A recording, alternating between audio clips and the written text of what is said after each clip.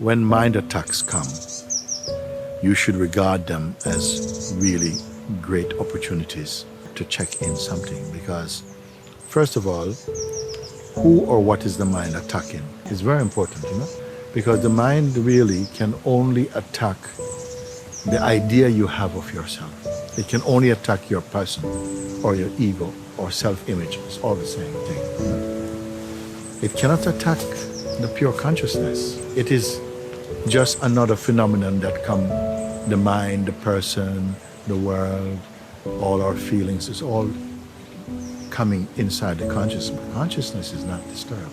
Yourself is the consciousness is like that. When we have mind attacks, and so many people, they speak about it, is because the mind is attacking who you think you are. Otherwise, you would not be upset. If mind is attacking somebody else, you don't worry about it. But if mind is attacking yourself, oh no, and what is the attack made of?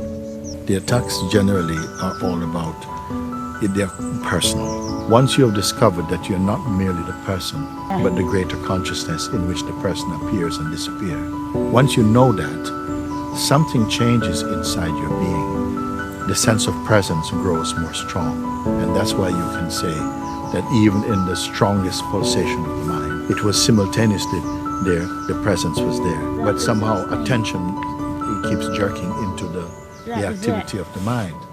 But you must really, first thing I wanted to say today is that it's important to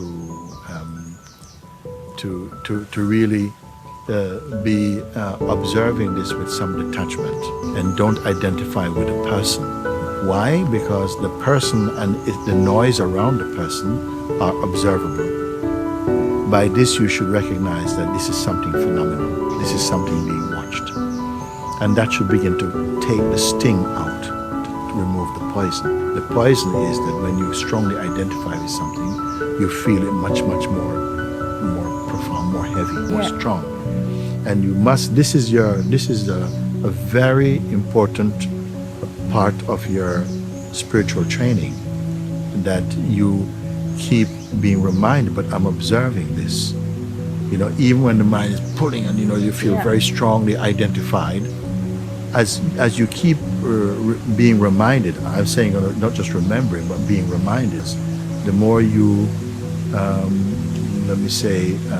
affirm true experience that, wait, you're observing something, the distance between the activity and the observing presence is more open.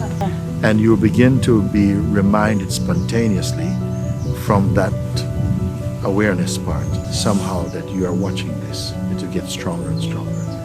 And that needs to happen, because when it gets very, very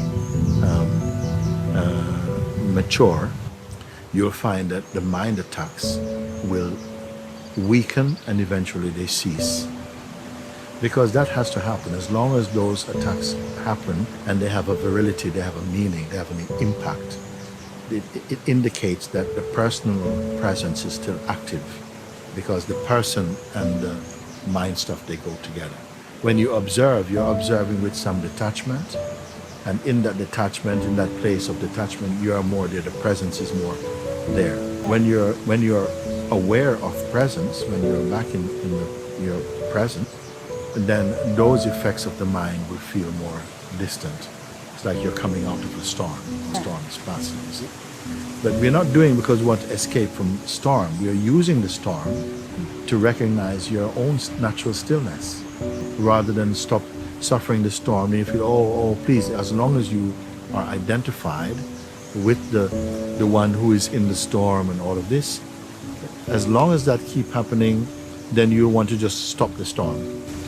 But I'm saying use the storm. When you use the storm, it means that you're using it to check in. Where's my true position?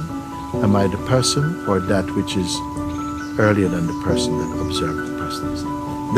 That is really the crucial work that you must stay at. Otherwise, this sense that people say, oh, but my mind, keep doing my mind. I said, no, you should not complain about the mind. You should use the mind to as a mirror to see where's your true place. You are the one.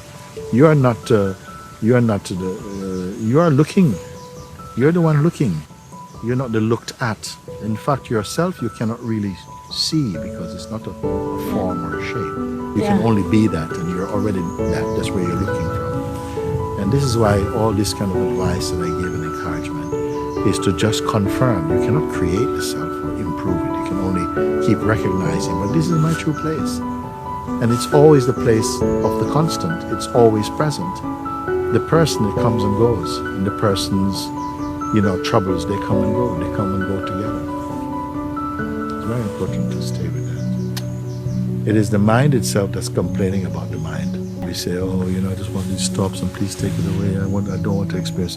This one who is saying that should not be trusted. That is also a part of the ego.